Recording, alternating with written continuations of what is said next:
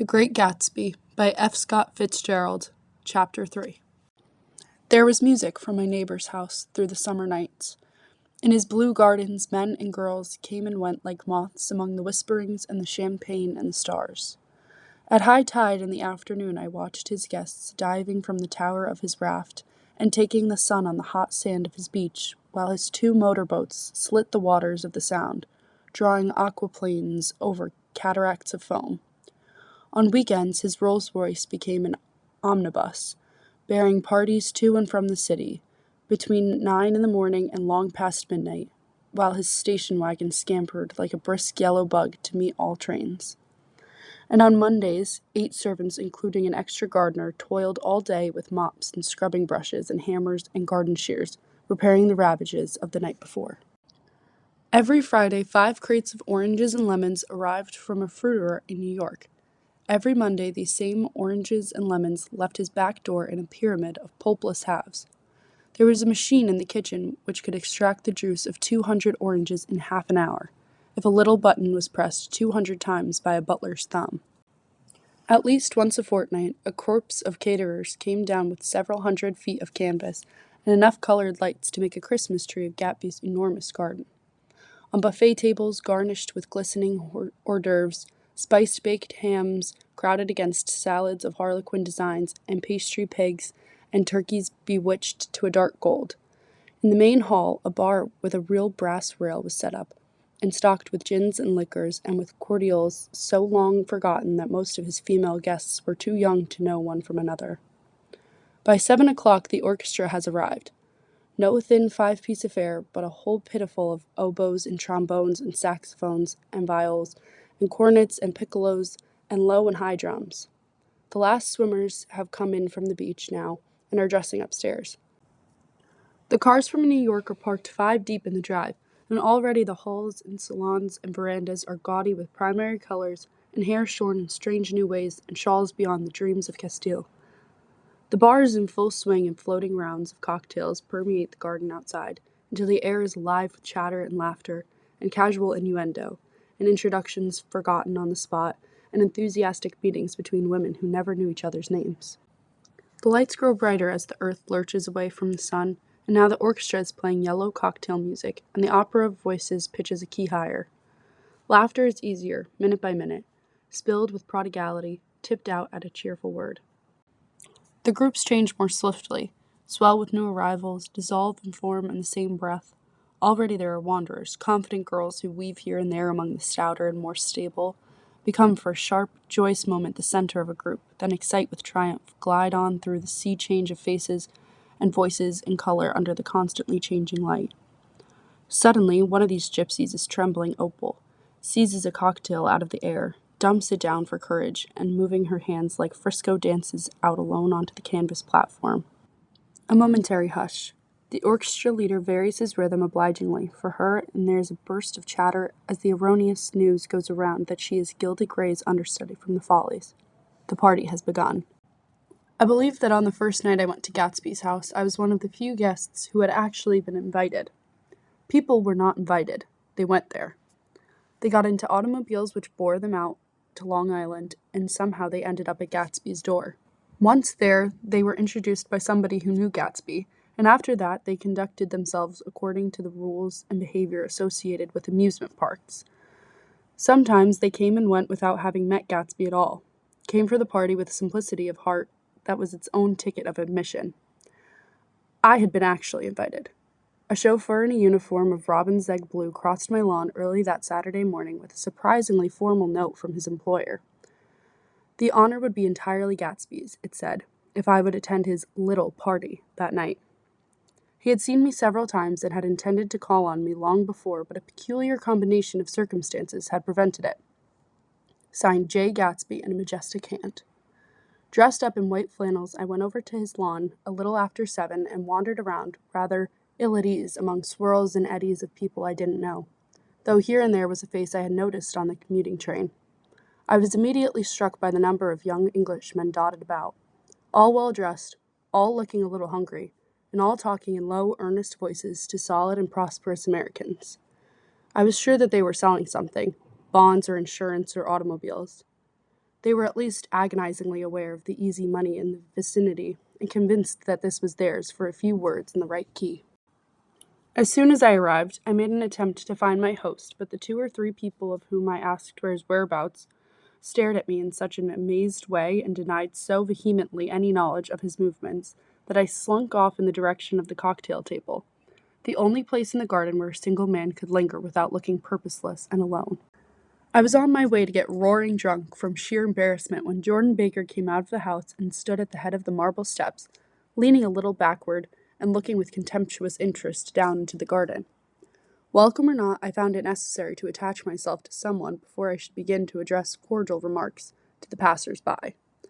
"Hello," I roared, advancing toward her. My voice seemed unnaturally loud across the garden. "I thought you might be here," she responded absently as I came up. "I remembered you lived next door to—" She held my hand impersonally, as a promise that she'd take care of me in a minute, and gave ear to 2 girls in twin yellow dresses who stopped at the foot of the steps. "Hello," they cried together. "Sorry you didn't win." That was for the golf tournament. She had lost in the finals the week before. "You don't know who we are," said one of the girls in yellow, "but we met you here about a month ago." "You've dyed your hair since then," remarked Jordan, and I started, but the girls had moved casually on, and her remark was addressed to the premature moon, produced, like the supper, no doubt, out of a caterer's basket. With Jordan's slender golden arm resting in mine, we descended the steps and sauntered about the garden. A tray of cocktails floated at us through the twilight, and we sat down at a table with the 2 girls in yellow and 3 men, each one introduced to us as Mr. Mumble. "Do you come to these parties often?" inquired Jordan of the girls beside her. "The last one was the one I met you at," answered the girl, in an alert, confident voice. She turned to her companion. "Wasn't it for you, Lucille?" "It was for Lucille, too." "I like to come," Lucille said. "I never care what I do, so I always have a good time. When I was here last, I tore my gown on a chair, and he asked me my name and address. Inside of a week, I got a package from Croyer's with a new evening gown in it."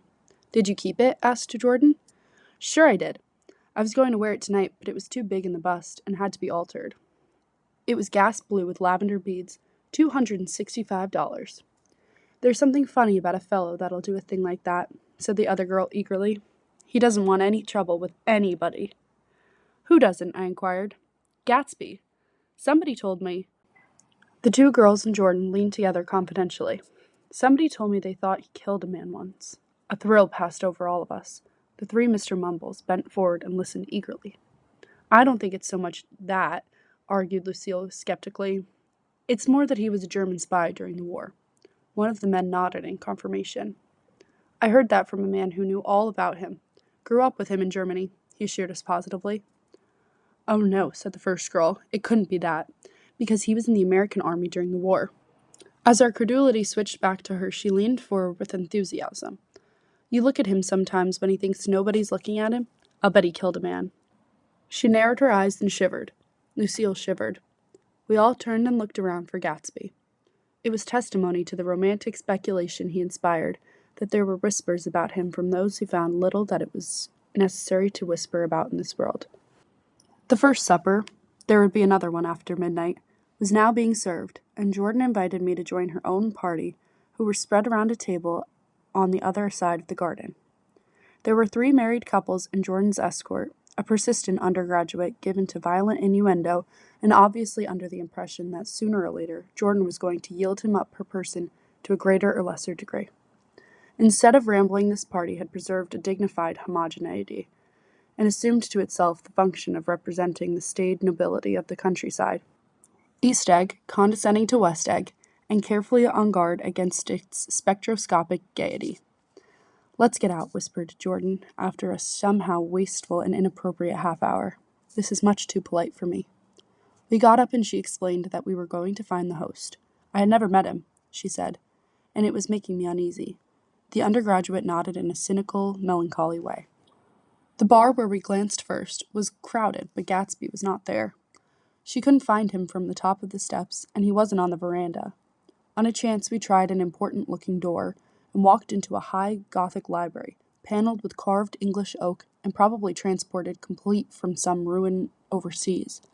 A stout, middle-aged man with enormous owl-eyed spectacles was sitting somewhat drunk on the edge of a great table, staring with unsteady concentration at the shelves of books. As we entered, he wheeled excitedly around and examined Jordan from head to foot.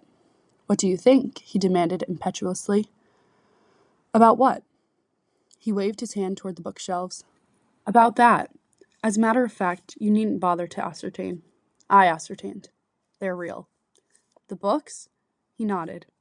"Absolutely real. Have pages and everything. I thought they'd be a nice durable cardboard. Matter of fact, they're absolutely real. Pages and— Here, let me show you." Taking our skepticism for granted, he rushed to the bookcases and returned with Volume 1 of the Stoddard Lectures. "See," he cried triumphantly. "It's a bona fide piece of printed matter. It fooled me. This fellow's a regular Belasco. It's a triumph. What thoroughness! What realism! Knew when to stop, too. Didn't cut the pages. But what do you want? What do you expect?" He snatched the book from me and replaced it hastily on its shelf, muttering that if one brick was removed, the whole library was liable to collapse. "Who brought you?" he demanded. "Or did you just come?" "I was brought. Most people were brought." Jordan looked at him alertly, cheerfully, without answering. "I was brought by a woman named Roosevelt," he continued. "Miss Claude Roosevelt. Do you know her?" "I met her somewhere last night. I've been drunk for about a week now, and I thought it might sober me up to sit in the library." "Has it?" "A little bit, I think. I can't tell yet. I've only been here an hour. Did I tell you about the books? They're real. You told us." He shook hands with him gravely and went back outdoors.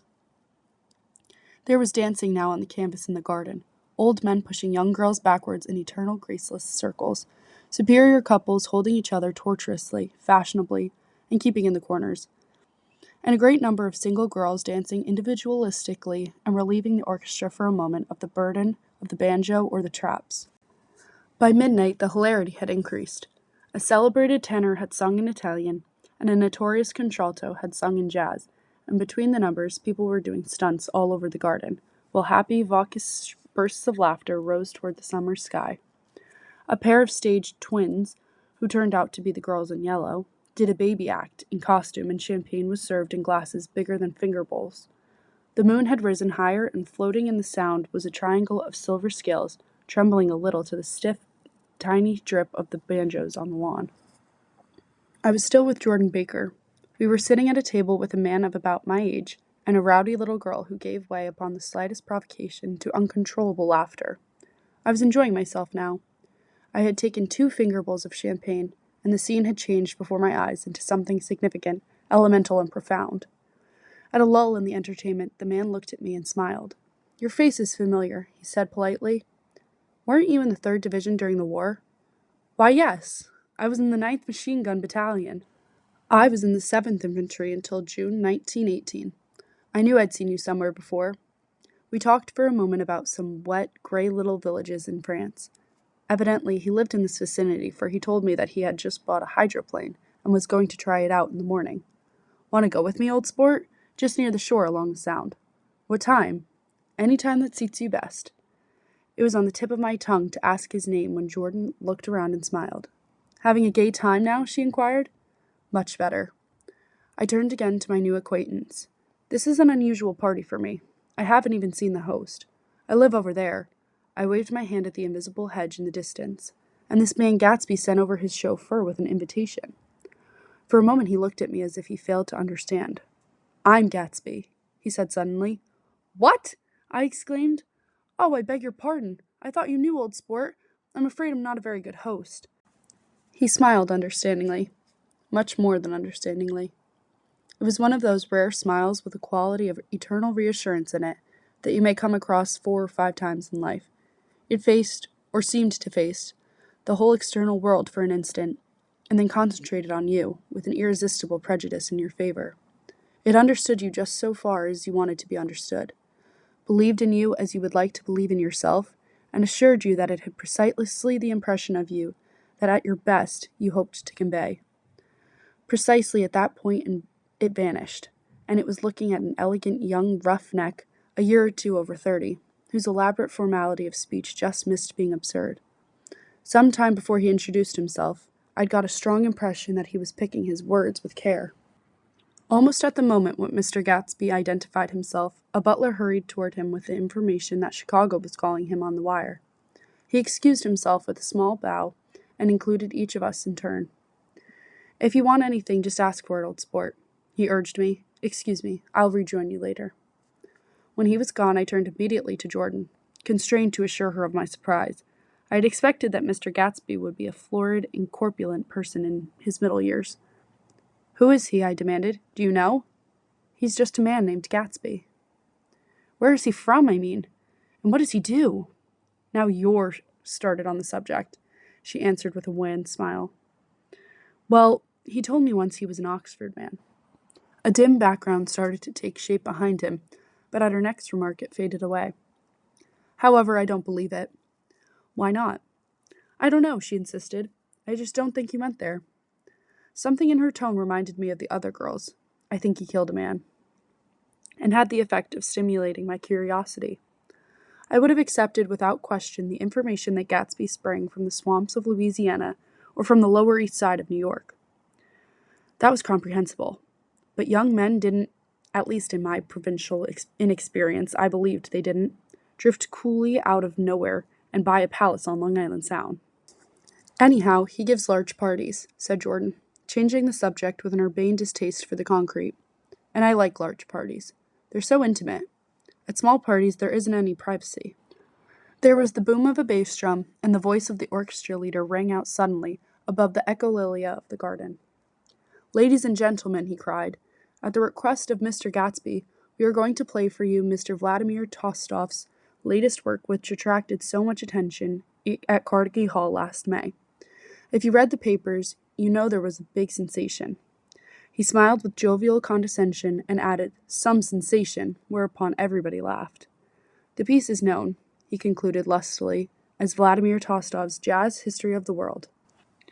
The nature of Mr. Tostof's composition eluded me, because just as it began my eyes fell on Gatsby, standing alone on the marble steps and looking from one group to another with approving eyes.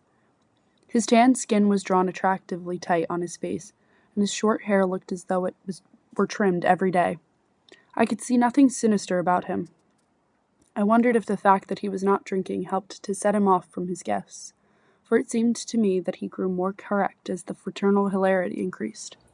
When the Jazz History of the World was over, girls were putting their heads on men's shoulders in a puppyish, convivial way. Girls were swooning backward playfully into men's arms, even into groups knowing that someone would arrest their falls. But no one swooned backward on Gatsby, and no French bob touched Gatsby's shoulder, and no singing quartets were formed with Gatsby's head for one link. "I beg your pardon." Gatsby's butler was suddenly standing beside us. "Miss Baker?" he inquired. "I beg your pardon, but Mr. Gatsby would like to speak to you alone." "With me?" she exclaimed in surprise. "Yes, madam." She got up slowly, raising her eyebrows at me in astonishment, and followed the butler toward the house. I noticed that she wore her evening dress, all her dresses, like sports clothes. There was a jauntiness about her movements, as if she had first learned to walk upon golf courses on clean, crisp mornings. I was alone, and it was almost 2. For some time, confused and intriguing sounds had issued from a long, many-windowed room which overhung the terrace. Eloding Jordan's undergraduate, who was now engaged in an obstetrical conversation with 2 chorus girls, and who implored me to join him, I went inside. The large room was full of people. One of the girls in yellow was playing the piano, and beside her stood a tall, red-haired young lady from a famous chorus, engaged in song. She had drunk a quantity of champagne, and during the course of her song she had decided ineptly that everything was very, very sad. She was not only singing, she was weeping too. Whenever there was a pause in the song, she filled it with gasping, broken sobs, and then took up the lyrics again in a quavering soprano. The tears coursed down her cheeks, not freely, however, for when they came into contact with her heavily beaded eyelashes, they assumed an inky color, and pursued the rest of their way in slow black rivulets. A humorous suggestion was made that she sing the notes on her face, whereupon she threw up her hands, sank into a chair, and went off into deep, vinous sleep. "She had a fight with a man who says he's her husband," explained a girl at my elbow. I looked around. Most of the remaining women were now having fights with men said to be their husbands. Even Jordan's party, the quartet from East Egg, were rent asunder by dissension. One of the men was talking with curious intensity to a young actress, and his wife, after attempting to laugh at the situation in a dignified and indifferent way, broke down entirely and resorted to flank attacks. At intervals she appeared suddenly at his side like an angry diamond and hissed, "You promised," into his ear. The reluctance to go home was not confined to wayward men. The hall was at present occupied by two deplorably sober men, and their highly indignant wives. The wives were sympathizing with each other in slightly raised voices. "Whenever he sees him having a good time, he wants to go home. Never heard anything so selfish in my life. We're always the first ones to leave. So are we." "Well, we're almost the last tonight," said one of the men sheepishly. "The orchestra left half an hour ago." In spite of the wives' agreement that such malevolence was beyond credibility, the dispute ended in a short struggle, and both wives were lifted kicking into the night. As I waited for my hat in the hall, the door of the library opened, and Jordan Baker and Gatsby came out together. He was saying some last word to her, but the eagerness in his manner tightened abruptly into formality as several people approached him to say goodbye. Jordan's party were calling impatiently to her from the porch, but she lingered for a moment to shake hands. "I've just heard the most amazing thing," she whispered. "How long were we in there?" "Why, about an hour." "It was simply amazing," she repeated abstractedly. "But I swore I wouldn't tell it, and here I am tantalizing you." She yawned gracefully in my face. "Please come and see me. Phone book. Under the name of Mrs. Sigourney Howard, my aunt." She was hurrying off as she talked. Her brown hand waved a jaunty salute as she melted into her party at the door. Rather ashamed that on my first appearance I had stayed so late, I joined the last of Gatsby's guests, who were clustered around him. I wanted to explain that I'd hunted for him early in the evening, and to apologize for not having known him in the garden. "Don't mention it," he enjoined me eagerly. "Don't give it another thought, old sport." The familiar expression held no more familiarity than the hand which reassuringly brushed my shoulder. "And don't forget, we're going up to the hydroplane tomorrow morning at 9 o'clock. Then the butler, behind his shoulder, "Philadelphia wants you on the phone, sir." "All right, in a minute. Tell them I'll be right there. Good night." "Good night." "Good night." He smiled, and suddenly there seemed to be a pleasant significance in having been among the last to go, as if he had desired it all the time. "Good night, old sport. Good night."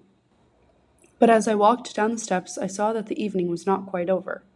50 feet from the door, a dozen headlights illuminated a bizarre and tumultuous scene. In the ditch beside the road, right side up but violently shorn of one wheel, rested a new coupe, which had left Gatsby's drive not 2 minutes before. The sharp jut of a wall accounted for the detachment of the wheel, which was now getting considerable attention from half a dozen curious chauffeurs. However, as they had left their cars blocking the road, a harsh discordant din from those in the rear had been audible for some time, and added to the already violent confusion of the scene. A man in a long duster had dismounted from the wreck, and now stood in the middle of the road, looking from the car to the tire, and from the tire to the observers in a pleasant, puzzled way. "See," he explained, "it went in the ditch." The fact was infinitely astonishing to him, and I recognized first the unusual quality of wonder, and then the man. It was the late patron of Gatsby's library. "How'd it happen?" He shrugged his shoulders. "I know nothing whatever about mechanics," he said decisively. "But how did it happen? Did you run into the wall?" "Don't ask me," said Owl Eyes, washing his hands of the whole matter. "I know very little about driving, next to nothing. It happened, and that's all I know." "Well, if you're a poor driver, you oughtn't to try driving at night." "But I wasn't even trying," he explained indignantly. "I wasn't even trying." An odd hush fell upon the bystanders. "Do you want to commit suicide? You're lucky it was just a wheel. A bad driver and not even trying." "You don't understand," explained the criminal. "I wasn't driving. There's another man in the car." The shock that followed this declaration found voice in a sustained "ah" as the door of the coupe swung slowly open. The crowd, it was now a crowd, stepped back involuntarily, and when the door had opened wide, there was a ghostly pause. Then, very gradually, part by part, a pale, dangling individual stepped out of the wreck, pawing tentatively at the ground with a large, uncertain dancing shoe. Blinded by the glare of the headlights and confused by the incessant groaning of the horns The apparition stood swaying for a moment before he perceived the man in the duster. "What's the matter?" he inquired calmly. "Did we run out of gas?" "Look!" Half a dozen fingers pointed at the amputated wheel. He stared at it for a moment, then looked upward as though he suspected that it had dropped from the sky. "It came off," someone explained. He nodded. "At first I didn't notice we'd stopped." A pause. Then, taking a long breath and straightening his shoulders, he remarked in a determined voice, "Wonder if he'll tell me where there's a gasoline station."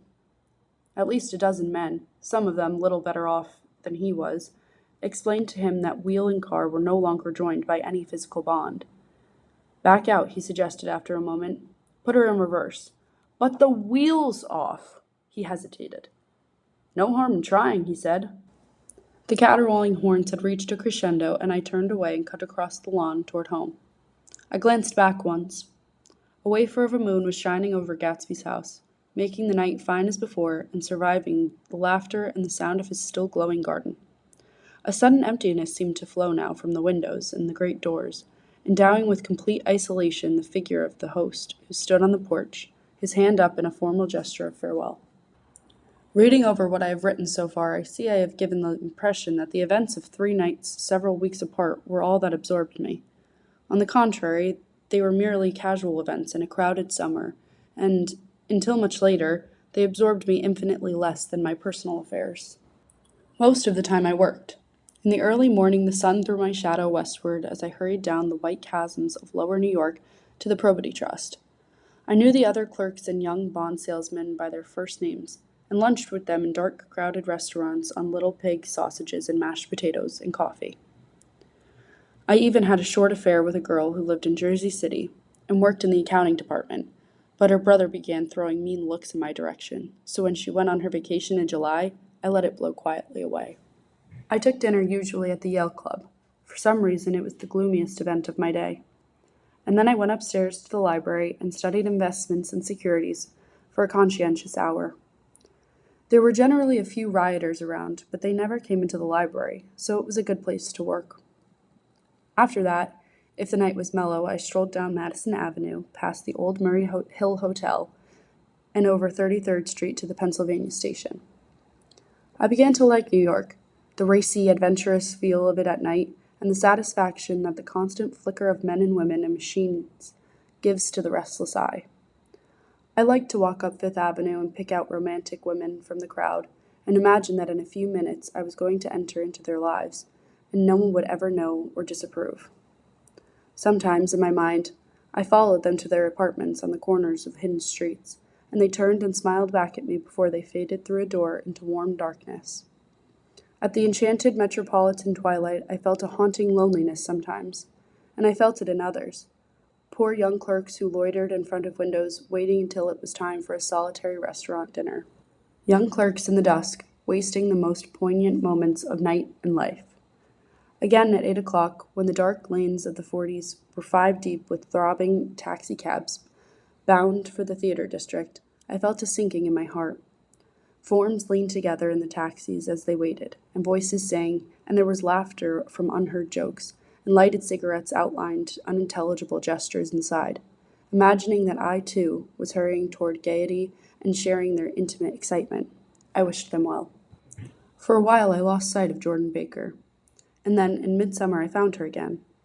At first I was flattered to go places with her because she was a golf champion, and everyone knew her name. Then it was something more. I wasn't actually in love, but I felt a sort of tender curiosity.